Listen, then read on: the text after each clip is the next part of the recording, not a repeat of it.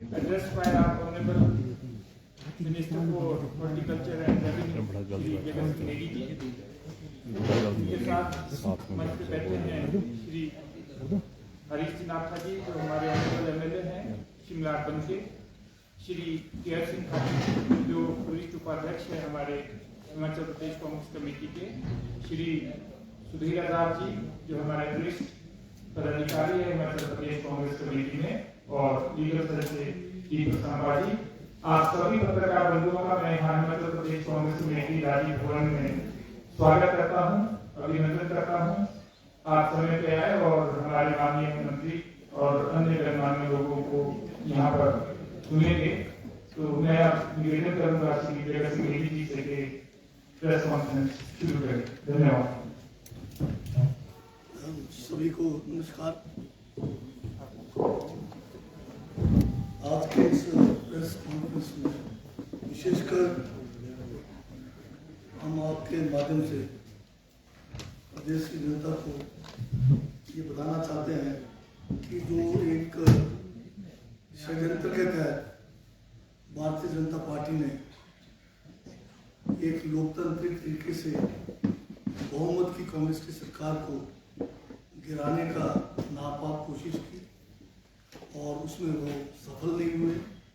आप सभी जानते हैं कि इसमें भारी धन का प्रयोग किया गया, लोग और लालच और फिर ईडी और सीबीआई का डर दिखाकर कुछ जो है विधायकों को जो है वो सफल नहीं हुए पर निष्कासित करने में सफल हुए और उनको धार्मिक ना कर चुका। अभी जो 3 निर्दलीय विधायक हैं हमारे, उन्होंने जो है एक रेजिग्नेशन जो है माननीय स्पीकर महोदय को सौंपा था कि वो जो है विधानसभा के अपने पद से जो है इस्तीफा दे रहे हैं। और उसके बारे में हमने भी जो है माननीय अध्यक्ष महोदय को एक लिखित में याचिका दायर की कि ये जो 3 निर्दलीय हैं इनका जो रेजिग्नेशन जो दे रहे हैं दिया है वो जो है स्वेच्छा से नहीं है, वो जो है एक दबाव के तहत है और उसकी इंक्वायरी पूरी होनी चाहिए। और माननीय अध्यक्ष महोदय ने नियमों के अनुसार जो है इसके ऊपर इंक्वायरी शुरू की और उनको नोटिस किया तीनों जो माननीय हमारे निर्दलीय विधायक हैं और उन्होंने अपना पक्ष रखा। परंतु इस बीच में इन जो रेजोल्यूशन जो अभी इंक्वायरी माननीय अध्यक्ष महोदय के पास पेंडिंग है, उस बीच में इन्होंने जो है भारतीय जनता पार्टी में जो है इन्होंने इसमें शामिल हो गए जो दल बदल कानून के जो है उल्लंघन में है। और इन विधायकों ने भी जो है इन्होंने एक माननीय उच्च न्यायालय में जो है याचिका दायर की है कि हमें जो है रेजिग्नेशन जो है माननीय जो अध्यक्ष हैं विधानसभा के वो एक्सेप्ट नहीं कर रहे हैं। और वो याचिका आज जो है माननीय उच्च न्यायालय में अभी जो है विचाराधीन है। परंतु पिछले कल जो है हमने एक याचिका अलग से माननीय विधानसभा अध्यक्ष को प्रेषित किया है जो हमारे दल बदल कानून के जो प्रावधान है उसी के तहत जो है ये याचिका मैंने दायर की है कि हमने उसमें निवेदन किया है कि जो दल बदल कानून के तहत, क्योंकि इन विधायकों की अभी रेजिग्नेशन जो है उसके ऊपर इंक्वायरी पेंडिंग है और वो एक्सेप्ट नहीं हुआ है और रेजिग्नेशन के एक्सेप्ट होने से पहले इन लोगों ने जो है भारतीय जनता पार्टी में शामिल हो गए। तो इसलिए इनको दल बदल कानून का उल्लंघन करने के लिए इनको जो है निष्कासित किया जाए। तो ये जो याचिका हमने कल दायर की है उसके ऊपर जो है माननीय अध्यक्ष ने जो है आज के लिए उस पर जो है आगामी कार्रवाई के लिए जो रखा हुआ है। और इसी ये जो याचिका जो मैंने जो उसमें दायर किया है उसमें यही मांग की गई है कि इनका रेजिग्नेशन एक्सेप्ट जो करने से पहले, क्योंकि अगर वो तो अभी पेंडिंग है उसकी इंक्वायरी चल रही है, परंतु अब रेजिग्नेशन से पहले इन लोगों ने जो है कानून के विरुद्ध जो है दलबदल कानून के विरुद्ध इन्होंने भारतीय जनता पार्टी ज्वाइन कर लिया। और ये इन्होंने जो माननीय अध्यक्ष के सामने सम्मुख जो इंक्वायरी चली हुई थी, इन तीनों ने जो है अपने ध्यान में मान लिया कि इन लोगों ने जो है भारतीय जनता पार्टी ज्वाइन कर लिया। तो अब माननीय अध्यक्ष महोदय के सामने मेरा दरखास्त है कि वो पहले इसके ऊपर फैसला करे कि ये जो है दल बदल कानून के तहत दायरे में आते हैं, और इस कानून के उल्लंघन करने के लिए, क्योंकि जो कानून बना हुआ है, जो निर्दलीय विधायक चुन के आते हैं वो किसी भी पार्टी को ज्वाइन नहीं कर सकते, और अगर वो ज्वाइन करते हैं तो इस कानून के तहत वो जो है फिर अनसीट हो जाएंगे, वो अयोग्य घोषित किए जाएंगे। तो ये हमने जो है एक प्रेयर जो है माननीय जो हमारे विधानसभा अध्यक्ष हैं उनके सामने रखी हुई है, जिसके ऊपर आज आगामी कार्रवाई के लिए प्रेषित है। और साथ में हमारे माननीय विधायक जनार्दन जी ने भी आज हाईकोर्ट में एक अलग से दरखास्त दी है। ये जो केस चला हुआ 3 ये निर्दलियों की तरफ से, उसमें इन्होंने अपने आप को शामिल करने की जो है एक जो है प्रार्थना उन्होंने पत्र डाला है, उसके बारे में ये जो है आपको स्वयं है जनार्दन।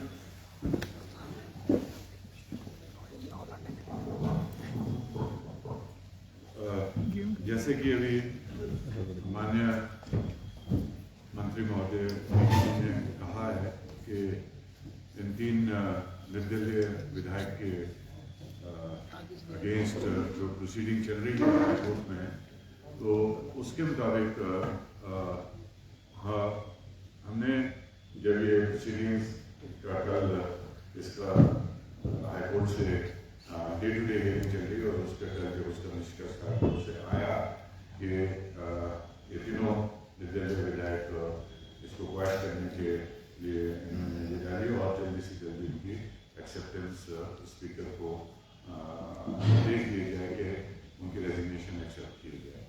तो पर लेकिन उसमें एक कड़ी जो बीच में थी, जिसमें हमने जब इन्होंने रिजाइन किया था 22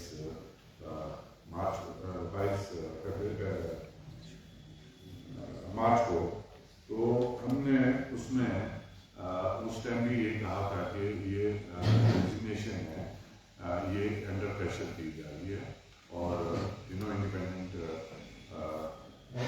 विधायक के लिए, और उसके प्रूफ में हमने वहाँ पे अपनी जो प्ली रखी है उसके एवज में हमने अपना जो विचार रखे थे वहाँ पे, क्योंकि जब ये विधायक वहाँ गए, ये सारे लीडर ऑफ अपोजिशन और कुछ एक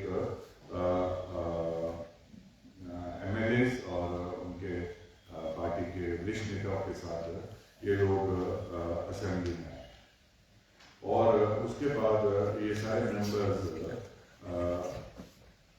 वहाँ से रेजिग्नेशन देने स्पीकर के पास गए, और जो कि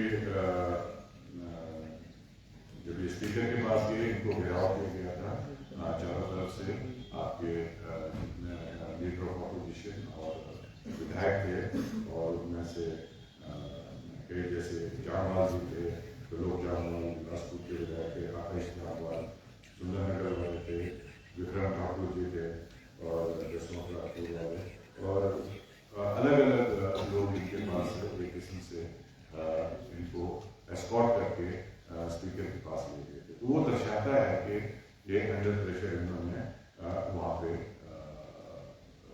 रेजिग्नेशन दिया है। तो उसके साथ साथ इनके पास जहाँ की हमारी स्टेट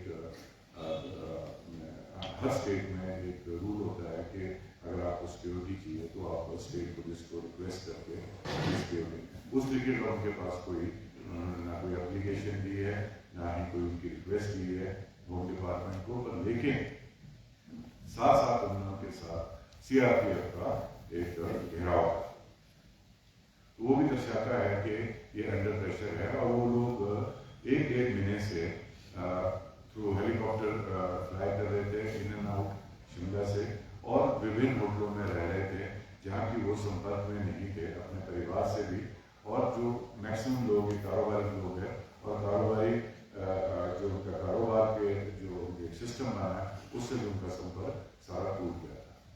तो वो भी दर्शाता है कि वो अंडर प्रेशर थे। तो कुछ एक इश्यूज इसमें जो हमने संज्ञान में लाया और आज हमने ये एप्लीकेशन दिया है कोर्ट में कि हमने इन इश्यूज को भी मद्देनजर रखते हुए आप इनका जो रेजिग्नेशन का जो ये प्रेशर बनाना चाहते हैं कि एक्सेप्ट किए जाए, पर लेकिन वो डिसीजन तभी होगा कि जब विधानसभा स्पीकर आगे इसमें कार्रवाई करे। ये कुछ एक पहलू है कोर्ट से के ध्यान में हमने डालने थे, तो उसमें मैंने दोबारा हमने ये लेटर बहुत पहले जब ये इंसिडेंट हुआ था उसी टाइम हमने ये लेटर स्पीकर को दी थी कि ये इसमें एक ये वैल्यू भी हो सकता है कि अंडर प्रेशर इनको रिजाइन करवाया गया और उसमें CRPF को भी फोर्स यूज किया गया, पॉलिटिकल प्रेशर भी डाला गया, तो उस तरीके से ये रिजाइन किया, क्योंकि इन्होंने एक स्टेटमेंट दी है कि हमने बगैर प्रेशर के हमने रिजाइन किया। तो हमारे पास सारे तथ्य हमारे पास मौजूद थे, तो हमने उस इशू पे आज एप्लीकेशन डाली जो कि चली है और उम्मीद है कि एक्सेप्ट होगी और इस तरह पर भी हाईकोर्ट की नजर आएगी।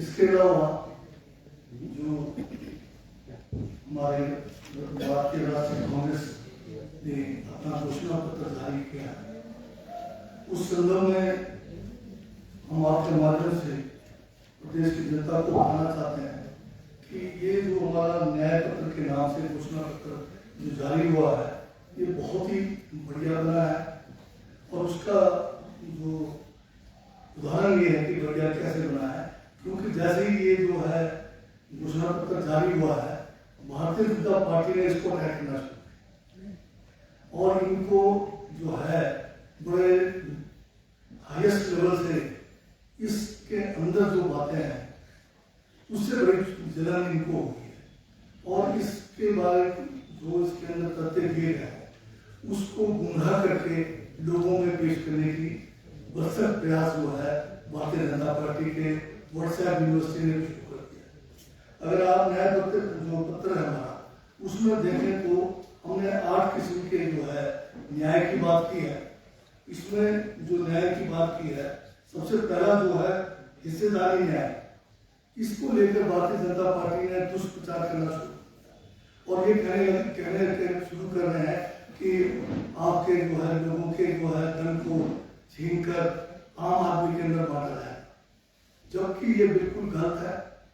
भारत के संविधान में बिना कोई कंपनसेशन दिए किसी का जो है धन हो, किसी का कोई जमीन हो, अचल या अचल संपत्ति को जो है सरकार नहीं ले सकती और कानून भी बना है कि एक व्यक्ति कितनी जमीन जो है सीलिंग एक्ट लगा हुआ है और सीलिंग एक्ट के तहत उसको जो है मैक्सिमम जो है लैंड रखने की उसको आजादी है। और हमारा जो न्याय हिस्सेदारी न्याय है, इसमें ये कहा गया है जो समाज में सबसे निचले स्तर पर है, जो लोग आज तक जो है भूमिहीन है, उनको सरकार जो है भूमि देगी और भूमि कहाँ से देगी? जो सरकार की अपनी भूमि है उसी में से भूमि देगी।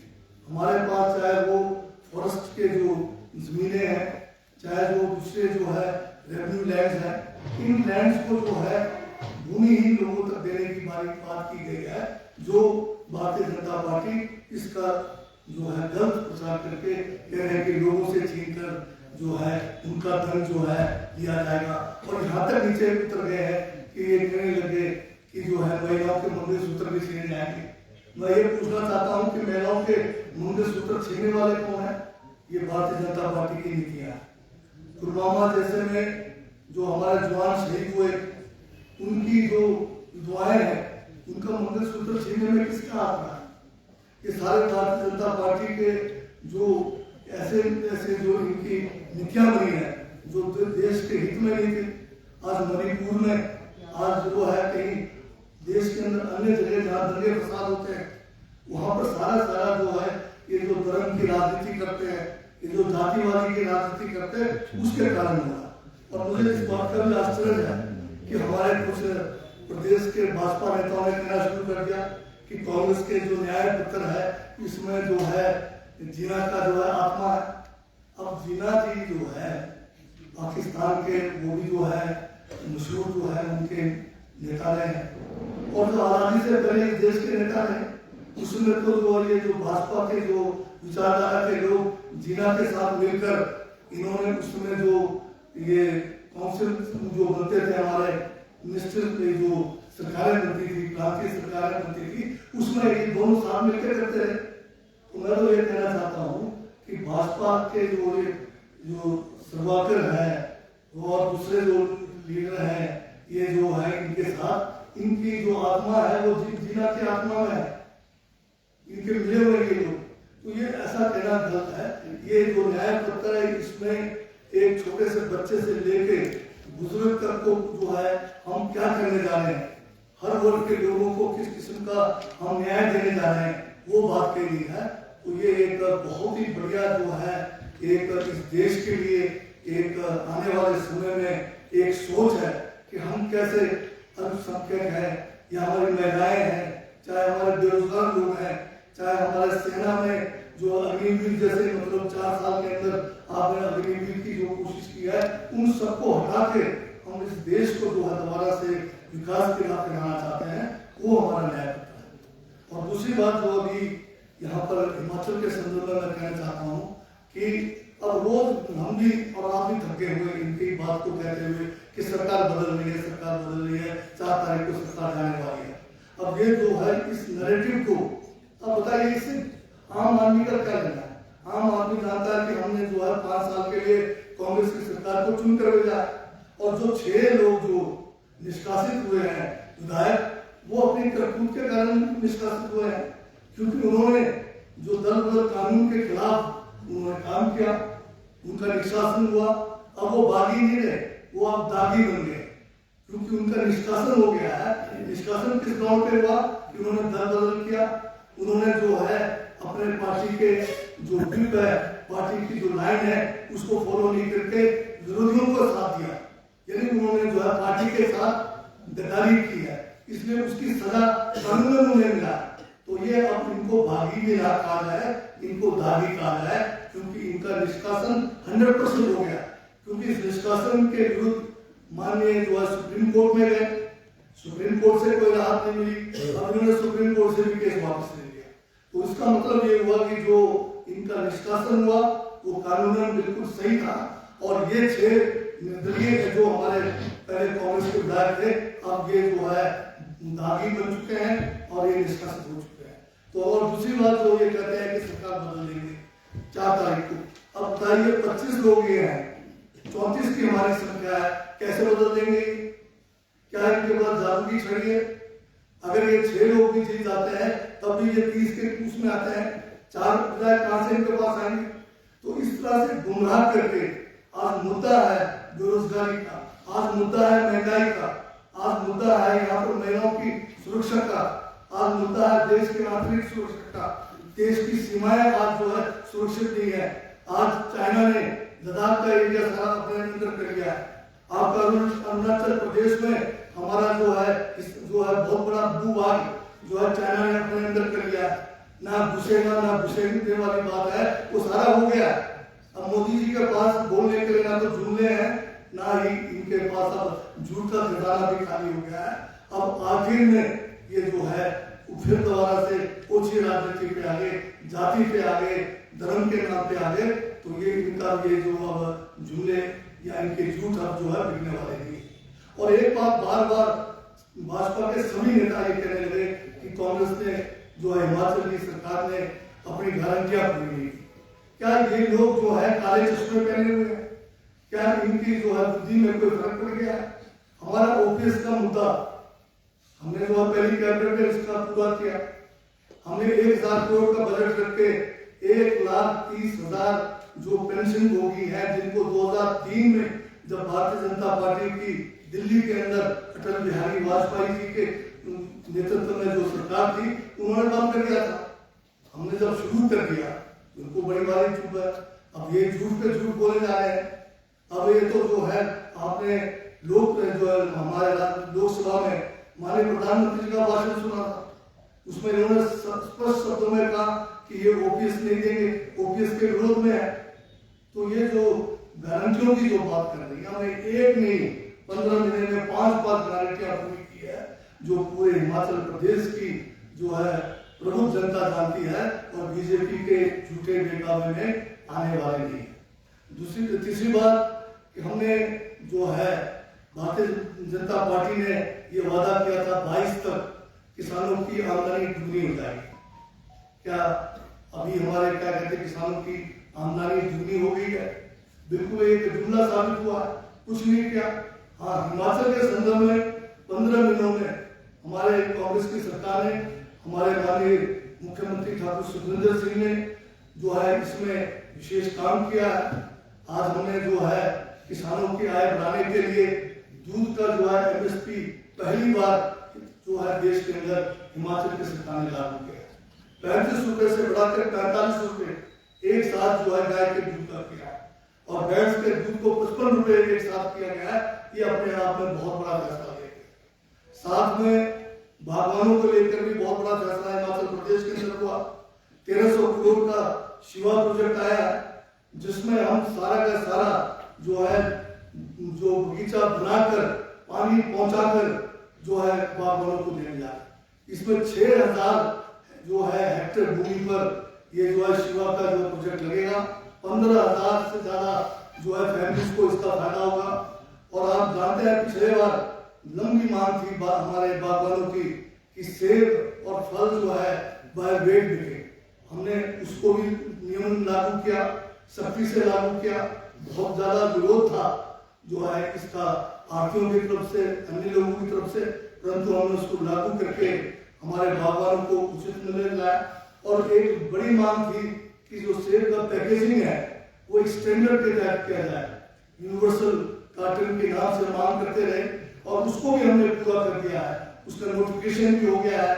और इस सीजन में सेब जो है पैकेजिंग यूनिवर्सल कार्टन में होगा, जो 20 किलो के करीब जो है पेटी के अंदर आएगा, 20 किलो से ऊपर उसमें नहीं आएगा। इसका फायदा भी जो है आने वाले समय में हमारे बागवान को होगा। दूसरी तरफ जब मोदी जी हिमाचल प्रदेश में आए उस समय बड़ी तारीफ की थी हमारे हिमाचल की सेब की। उन्होंने कहा कि बड़े लाल लाल सेब है, बड़े मिठास वाले सेब है, परंतु उसमें उन्होंने वादा किया था कि जो बाहर से सेब आयात किया जाता है हिंदुस्तान में, उसका जो शुल्क लगता है कस्टम का, उसको जो है बढ़ाएंगे ताकि बाहर के सेब को आने से रोकेंगे। पहले 75% का जो शुल्क लगता था, मोदी जी ने उसको 50% कर दिया। और अभी जब प्रेसिडेंट USA के आए थे, उनके साथ जो उन्होंने एक करार किया, उसमें उसको 20% करने की बात, यानी कि जो बात ये कहते गए, जो वादा करके गए, उसका उल्टा कर दिया। अब आज की तारीख में ये है कि शुल्क इतना कम कर दिया बाहर के सेब का कि जितना सेब बाहर से चाइना से आ रहा है, USA से आ रहा है, ईरान से आ रहा है, अफगानिस्तान से आ रहा है, ऑस्ट्रेलिया से आ रहा है और यूरोप के देशों से आ रहा है, हमारे जो हिमाचल, जम्मू कश्मीर, उत्तराखंड जो सेब पैदा करने वाले हमारे प्रदेश है, इनका सेब जो है बिक गया।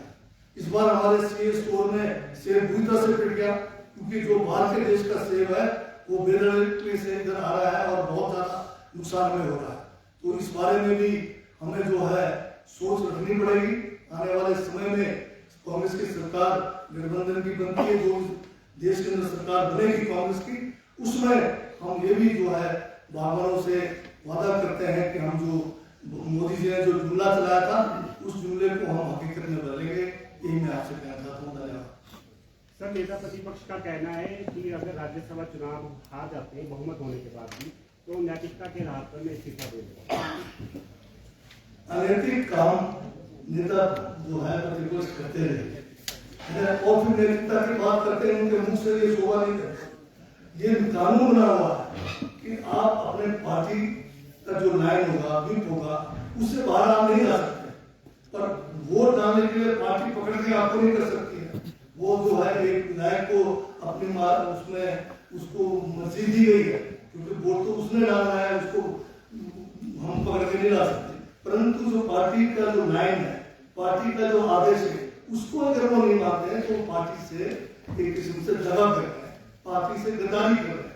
तो ये जो कोई स्वेच्छा से इन्होंने वोट नहीं दिया, ये 6 विधायक आज के डेट में आप समझ गए होंगे कि धन बल कितना यूज हुआ, प्रलोभन कितना इनको मिला, किस तरह से जो है सेंट्रल गवर्नमेंट अगर इन्होंने अपने स्वेच्छा से दिया होता तो आप बताइए क्या जरूरत थी कि सीआरपीएफ के उसमें विधानसभा में जब ये लोग घुसे तो आपने देखा होगा कि विधानसभा का गेट भी तोड़ दिया।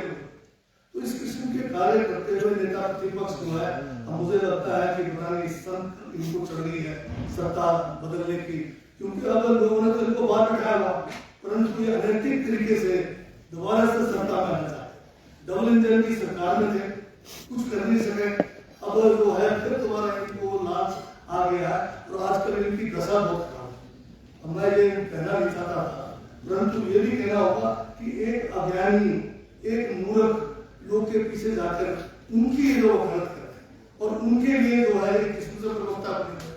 आप बताइए क्या आप हिमाचल के लोग जो है अनपढ़ हैं, जिनको आप ये कहेंगे कि देश आजाद 14 जो है ये 2014 में हुआ, कोई मानेगा? कोई सेंसिबल आदमी इस किस्म का अगर कोई बात कोई एक लोकसभा के लिए उम्मीदवार कहे तो ये न केवल एक किस्म का मतलब बहुत बड़ा हास्यास्पद भी है और साथ में एक चुनाव आयोग को देखना पड़ेगा कि क्या ये इस किस्म के बात चुनाव में किया जा सकता है क्या? आप क्या छोटे छोटे बच्चे अगर जो स्कूलों में इस बात को सुनेंगे तो आप उनके दिमाग में डालेंगे कि देश आजाद 2014 में हुआ और जो है प्रधानमंत्री देश के जो है प्रथम प्रधानमंत्री जो है आप बता रहे नेताजी सुभाष चंद्र बोस थे। हाँ, हालांकि ये बात ठीक है, नेताजी सुभाष चंद्र बोस का इस देश के आजादी में बहुत बड़ा महान योगदान था। उन्होंने इस देश के लिए अपना बलिदान किया। ये भी कांग्रेस पार्टी के अध्यक्ष के रूप में थे आजादी से पहले। हम उनका सम्मान करते हैं, हम उनका जो है हर प्रकार से जो बलिदान है उसको हमेशा याद रखेंगे, परंतु ऐसे ऐसे जो है अज्ञानी लोगों की तरफ से उनके बारे में कहकर लोगों को गुमराह करने की जो कोशिश की जा रही है, इस किस्म की राजनीति जो है इस देश के हित में नहीं। नेगी जी, आपने कहा कि केंद्र में महंगाई और बेरोजगारी बहुत बड़ा मुद्दा है। हिमाचल में आपकी सरकार है, तो यहाँ क्या स्थिति देखते हैं आप? महंगाई है कि नहीं? सबसे बड़े जो भी नीतियां बनती है, चाहे आपके जीएसटी का मामला, केंद्र सरकार ने अपने सारे नियम उद्योगपतियों के लिए ही के लिए है, सारा का सारा। ये लोग सरकार जो केंद्र में आए थे तो 400 रुपए के सिलेंडर की बात करते थे कि उसको कम करेंगे, आज वो 1200 में आ गए। ये लोग जो है उसमें महंगाई कम करने की बात करके आए थे, खाद्य जितने भी वस्तु है उनको कम करेंगे। आज बताइए सिर्फ 5 किलो चावल और 5 किलो गेहूं 80 करोड़ लोगों पे ला रहे हैं। तो इस किस्म के 10 साल का मौका मिला। मोदी जी तो सिर्फ 60 दिन का दिन मांग रहे थे, अब 10 साल खत्म हो गए, अब कहते हैं कि 2047 की बात कर रहे हैं। ना उसमें मोदी देंगे ना ज्यादातर हम में से रहेंगे, तो उस किस्म की बात कैसे चलेगी? तो राज्य सरकार का क्या रोल है? राज्य सरकार का रोल है, हम अपनी पूरी कोशिश कर रहे हैं। हमने यहाँ पर टैक्स लगाकर और ज्यादा जो है महंगाई को आगे करने की कोशिश नहीं की है। बहुत सारे जगह पर जो किसानों को जो है महंगाई रोकने के लिए दूध में हमने समर्थन मूल्य दिया पहली बार। हम जो है जो हमारे लेवल पर जो हो सकता है उसकी पूरी कोशिश हम कर रहे हैं। ये अलग बात है कि केंद्र सरकार हमें आपदा के समय केंद्र सरकार से कोई पैसा नहीं मिला। इन्होंने बार बार हम कह रहे व्हाइट पेपर लाइए, अनुराग जी बार बार कह रहे हमने केंद्र से इतना पैसा दिया, जयराम जी कह रहे इतना पैसा दिया। अगर दिया है तो व्हाइट पेपर लाइए ना। वो जो पैसा हमें मिला है वो नेशनल डिजास्टर रिस्पांस फंड का जो NDR रखा है वो हर साल हर प्रदेश को मिलता है, वो वही पैसे हमें मिले। हमने उसके अलावा 4500 करोड़ रुपए जो है अपने बजट का जो है इस आपदा में लगाया। इस आपदा में मोदी जी हिमाचल प्रदेश में एक बार भी नहीं आए, जबकि बाकी चुनाव में आएंगे, सेफ फूड की तारीफ करेंगे, आपके सेब की तारीफ करेंगे और बड़े बड़ी बातें करके चले जाएंगे। जब हिमाचल पूरी तरह से प्रभावित हुआ आपदा में, मोदी जी का एक जो है मुख से हमारे लिए कोई शब्द तक नहीं निकला और जो है सहायता तो क्या देना था। सर, जो आपने शिकायत की है स्पीकर साहब को, क्या उसमें ये मांग की गई है कि इनकी विधायकी जो है वो रद्द की जाए और चुनाव लड़ने पर भी आप मांग कर रहे हैं कि 5 साल तक बैन लगाए? नहीं, जो हमारा दलबदल कानून है उसमें जो है सिर्फ निष्कासन का प्रावधान है, चुनाव लड़ने से रोकने का प्रावधान नहीं है। हमने केवल उनसे ये मांग किया है क्योंकि अब इनका जो एक एप्लीकेशन था जो इन्होंने दिया था कि हमें जो है रिजाइन करना है, अब वो रिजाइन वाली बात नहीं रही, क्योंकि रिजाइन एक्सेप्ट होने से पहले ये रिजाइन ऐसा नहीं कि एक तरफा होता है। रिजाइन जब हम देते हैं अध्यक्ष महोदय के पास, अध्यक्ष महोदय उसके ऊपर गौर करते हैं कि ये स्वेच्छा से है या नहीं है। इन बातों को ध्यान में रखकर जब वो एक्सेप्ट करते हैं तब वो रिजाइन होता है, क्योंकि इनका रिजाइन अब तक एक्सेप्ट नहीं हुआ था। अब उसके लिए इनको बड़ी जल्दी थी, इसलिए वो हाईकोर्ट में गए हुए हैं। आज हाईकोर्ट में वो केस लड़ा हुआ। तो हमने अब कहा कि अब तो ये रिजाइन वाली बात नहीं रही, क्योंकि रिजाइन से पहले इन लोगों ने जो है बीजेपी ज्वाइन कर लिया है। अब ये दल बदल कानून के दायरे में आते हैं, इनको जो है निष्कासित किया जाए, यानी ये मतलब निकाले जाएंगे, ये रिजाइन वाले नहीं होंगे।